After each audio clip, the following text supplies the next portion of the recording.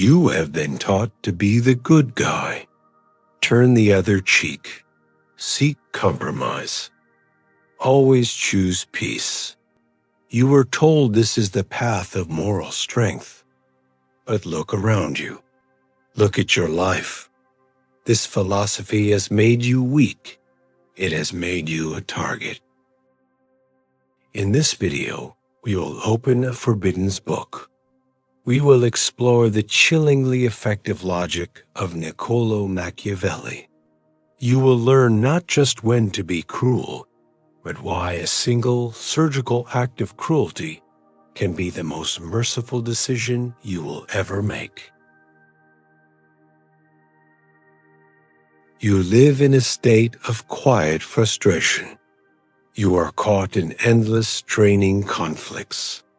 The rebellious employee who pushes boundaries every single day. The toxic family member who feeds on drama. The competitor who uses your decency against you. You try to be reasonable. You negotiate. You give second, third, and fourth chances. And each time, the problem gets worse. You are dying a death by 1,000 cuts. Your kindness is being mistaken for weakness. Your patience is seen as permission to continue the offense. You believe you are taking the high road, but in reality, you are just prolonging the pain for everyone involved, including yourself. You are allowing a small fire to burn, hoping it will go out on its own, while it slowly consumes your entire house. The noble lie you were fed is that peace is always the goal. But sometimes, peace is just a word for slow surrender. Today, we learn the logic of the victor. We will not celebrate cruelty for its own sake. That is the way of the brute.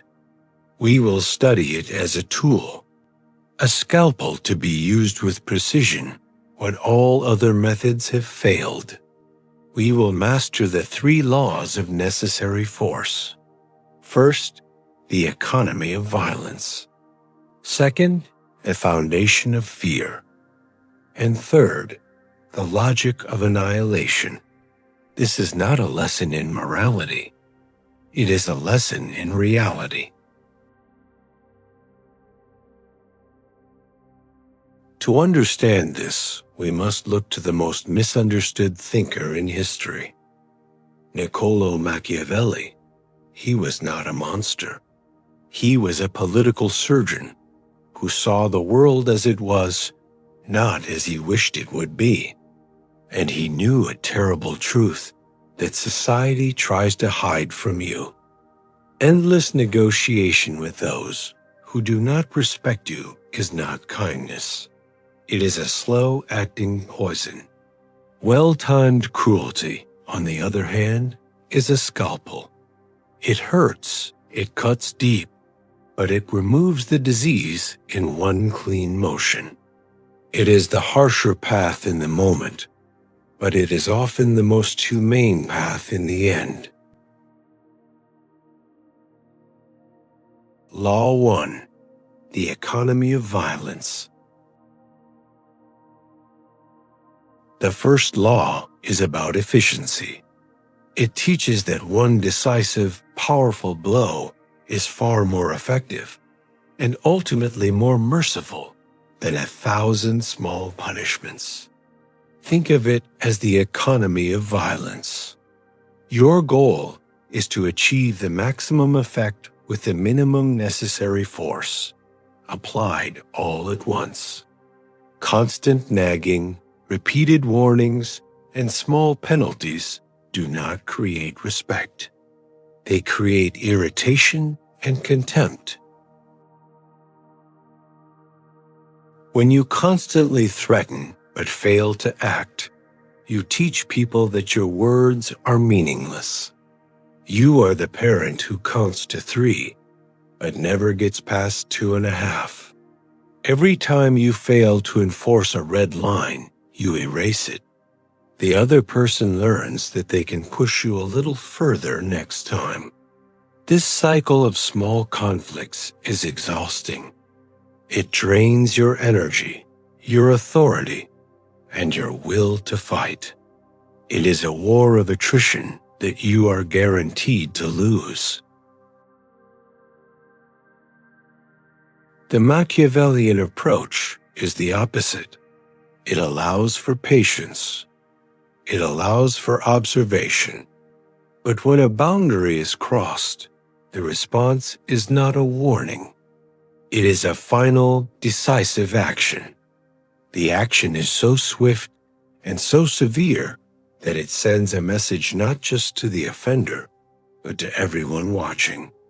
The message is simple. There are consequences, and those consequences are not negotiable.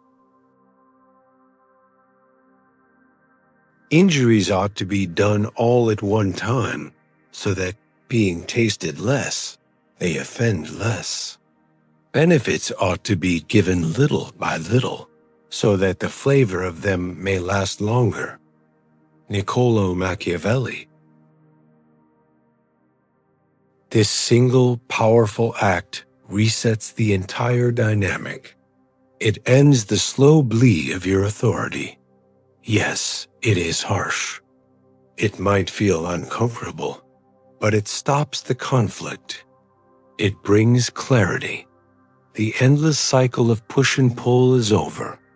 This is far more merciful than letting a toxic situation fester for months or years, poisoning the entire environment. One person might suffer a sharp, immediate consequence, but the whole system is saved from a long, chronic illness.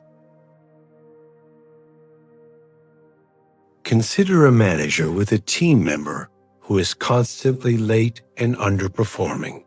The nice manager has weekly chats. They offer support. They give warnings. The problem continues. The rest of the team sees this, and their morale drops. They think, why should I work hard if there are no consequences for poor work? The manager's kindness is destroying the team. The strategic manager follows the same path initially. They give one clear, documented warning. They state the expectations and the consequences. When the behavior continues, they do not have another chat. They act. The employee is removed from the team or the project. The action is sudden and final. It is a shock to the system, but the message is crystal clear. The standard is the standard, and the team's respect for the manager, born from this clarity, is restored overnight. Here is your first mission. Identify the most draining, recurring conflict in your life, the one you keep having the same conversation about. Your mission is not to have another conversation. Your mission is to plan one single decisive action that will end the cycle. It could be ending a relationship, firing a client, or setting a hard boundary with a family member and enforcing it without negotiation. Stop fighting a war of 1,000 battles. Plan your one-day victory. You have learned the logic of the single strike. You understand that swift, decisive action is superior to a long, drawn-out war. Now we must confront an even more uncomfortable truth. We must talk about the very foundation of stable power. And we must be willing to accept what history has proven time and time again. Law 2. The foundation of fear. The second law is built upon Machiavelli's most infamous statement: "It is better to be feared than loved." This is the sentence that makes good people uncomfortable. It sounds tyrannical. It sounds evil. But that is because we misunderstand the nature of this fear. Machiavelli is not talking about the fear of a whimpering animal before a predator. He is talking about a rational, predictable fear, the fear of consequences. Love is a wonderful emotion. It is also fickle, unstable, and hard to maintain. To be loved, you must constantly please people. You must bend to their desires. You must avoid disappointing them. A leader or a person who relies on love for their authority is a slave to public opinion. The moment they make an unpopular but necessary decision, that love can turn to hate overnight. Love is a foundation made of sand. Fear, in a Machiavellian sense, is different. It is respect. It is the clear, unspoken understanding that you are a person who means what they say. It is the knowledge that your boundaries are real. It is the certainty that if a line is crossed, there will be a swift and predictable consequence. This kind of fear is not emotional. It is logical. It creates stability. People know exactly where they stand with you. They may not love you in every moment, but they will respect you always. Since love and fear can hardly exist together, if we must choose between them, it is far safer to be feared than loved. Niccolò Machiavelli. Think about it in your own life. Do you work harder for the boss who is your friend, or for the boss you deeply respect and would be mortified to disappoint? The friend-boss relies on your affection. The respected boss relies on your fear of failing to meet a high standard. That fear pushes you to be better. It is a productive, motivating force. Affection often leads to complacency. This principle is not about being a cold, unfeeling person. You can still be kind. You can still be generous. In fact, your acts of kindness become far more powerful when they come from a position of strength. A gift from someone who is always nice is an expectation. A gift from a powerful person who does not need to be kind is a profound gesture. Your warmth is more valuable because it is not your default setting. It is a choice. The world is full of people who are desperate to be liked. They smile when they are angry. They say yes when they mean no. They avoid conflict at all costs. These people are not loved. They are used. Their predictable need for approval makes them easy to manipulate. To build a foundation of fear is to reverse this. Your goal is not to be liked. Your goal is to be effective. Your primary concern is not other people's feelings. It is upholding the standard, the mission, the boundary. This focus on principle over personality is what generates deep, unshakable respect. People may not always like your decisions, but they will know they are not personal. They will know you are a force to be reckoned with. And that knowledge will govern their behavior far more effectively than any amount of affection ever could. Your second mission is to recalibrate your goal. For the next week, in every major interaction, consciously shift your objective from being liked to being respected.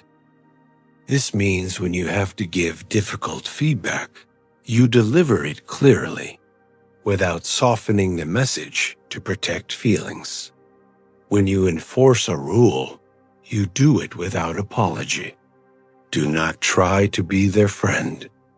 Be the standard bearer. Notice how the dynamic changes from one of seeking approval to one of commanding respect. We are now deep in the shadow territory of power. This is knowledge that most people are too afraid to even consider. But you are still here. This shows you are not most people. If you understand that true strength requires the courage to be disliked, write, "I choose respect over affection" in the comments. Let the world know a new kind of leader is emerging. You have learned to act decisively. You have learned to build your power on the stable rock of respect, not the shifting sands of affection. You are now prepared for the final and most ruthless piece of Machiavelli's logic. This is the law that separates the amateur from the master. It is the law that guarantees your victories are permanent. Law 3. The Logic of Annihilation. The third law is the logic of annihilation. This is not about physical violence. It is about strategic finality. The law states that when you defeat an enemy, you must remove their ability to rise again. Half measures and partial victories are the most dangerous mistakes you can make. A wounded enemy is not a defeated enemy. A wounded enemy is a resentful enemy who now has a powerful motivation to plot their revenge. They will learn from their defeat. They will come back stronger. And they will not make the same mistake you did. They will show you no mercy. When you win a battle, you must end the war. This means when you fire a toxic employee, you escort them from the building immediately. You do not allow them a 2-week notice period to poison the morale of your team. When you end a destructive relationship, you go no contact. You block their number. You remove them from your life. You do not agree to stay friends, which is just an invitation for the same toxic dynamic to re-emerge later. This feels cruel. It feels final. That is precisely the point. The greatest cruelty is to give your opponent false hope. The greatest cruelty is to leave the door open for a conflict to reignite. A clean, sharp ending, as painful as it is, allows both sides to move on. It provides a brutal but necessary closure. A slow, ambiguous ending creates a festering wound that never heals. The Romans, foreseeing troubles, dealt with them at once, and even to avoid a war, would not let them come to a head, for they knew that war is not to be avoided, but is only put off to the advantage of others. Niccolò Machiavelli. Machiavelli observed that a half-hearted victory is just a postponed defeat. Think of any area in your life where you have a recurring problem, a bad habit you keep quitting but never truly eliminate, a rival at work you outperform on one project, only to see them undermine you on the next. These are the results of incomplete victories. You won the battle, but you left the enemy's power structure intact. To apply the logic of annihilation is to think systemically. You don't just treat the symptom, you remove the cause. If a particular project is constantly failing and draining resources, you don't just try to fix it again, you kill the project. You cut your losses and reallocate those resources to something that will succeed. If a friendship is consistently negative and draining, you don't just have another talk. You end the friendship. You perform a social amputation to save the rest of your emotional health. This requires immense courage. It requires you to act like a surgeon, not a friend. We have been taught that mercy is about giving second chances. We have been taught that kindness is about avoiding harsh actions. But now you see the deeper truth. Indecision is not kindness. Prolonging a toxic conflict is not merciful. Keeping a wounded enemy alive out of a misplaced sense of pity is the height of strategic foolishness.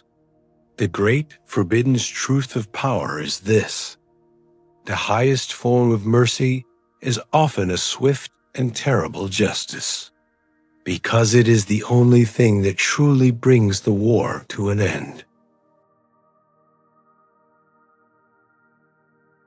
It is time to stop being the good guy who always loses. It is time to become the effective leader who protects what is important. Your new code is simple, but it is not easy. Act with finality. Stop issuing warnings. When a boundary is crossed, deliver one single decisive consequence. End the cycle. Command respect, not love. Make your decisions based on principles, not on pleasing people. Let your actions be so consistent that your reputation for strength does the work for you.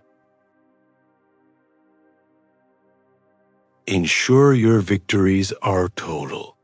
When you solve a problem, make sure it cannot come back. Remove the person, the system, or the habit completely.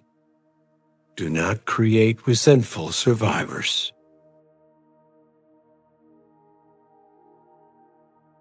The world is divided into two types of people: the sheep, who hope the wolf will be kind, and the shepherd, who understands that protecting the flock sometimes requires confronting the wolf. For too long, you have been a sheep. You have hoped for the best, and you have paid the price. Today, you have been given the shepherd's wisdom. It is a heavy burden. It will force you to make decisions that feel cruel, but it is the only path to true strength and lasting peace. The question is no longer what you know. It is who you will choose to be. If you are ready to stop hoping and start protecting, write "I am the shepherd" in the comments below. Welcome to the reality of power. Subscribe to the Thinker's Codex. Your training has just begun.